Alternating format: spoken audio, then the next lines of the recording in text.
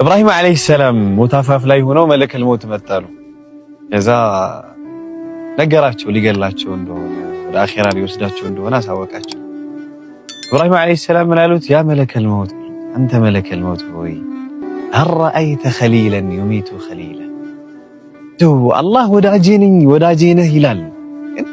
ወዳጅ አይተህ ታውቃለህ ወይ ወዳጁን የሚገድል አሉት። ደነገጠ መለከል ሞት። ወዲያውኑ ይህችን መልእክት ይዞ ወደ አላህ ሱብሓነሁ ወተዓላ አረገ። አላህ ጋር ሄደ። ከዛ አላህ ጋር ኢብራሂም አለይሂ ሰላም ያሉትን ነገረው ለአላህ።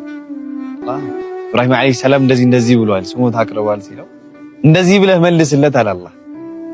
وهل رأيت محبا يكره لقاء حبيب አንተስ አይተሃል ወይ ወዳጅን አፍቃሪን የሚወደውን አካል መገናኘት የሚጠላ ሰው አይተህ ታውቃለህ?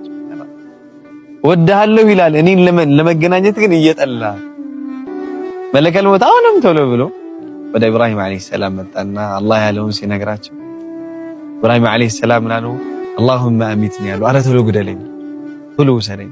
እና የኢብራሂም አለይሂ ሰላም ለአላህ የነበራቸው ፍቅር ወላሂ ለየት ይላል። በህይወት ዘመናቸው ሳሉ አላህን በጣም ይወዳሉ። አላህም ለዛ ነው ኸሊል ያላቸው ወዳጄ ብሎ ይጠራቸው። እና በጣም አላህን ስለሚያፈቅሩ አላህ ከስንት ዓመት የመሃንነት ጉዞ በኋላ ልጅ ሰጠ እስማኤል አለይሂ ሰላም። ከዛ ልጅ ሲሰጣቸው ልባቸው ሸፈተች፣ ትንሽ ዘወር አለች።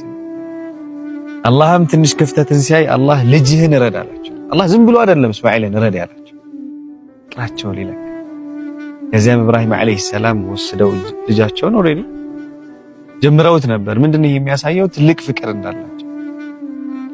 አላህ ሱብሃንአላህ አላህ ነቢያቶች ለአላህ የነበራቸው ፍቅር ደስ ይል ነበረ። ኢንሻአላህ እኛንም ከነሱ አብሮ ይቀስቅሰን።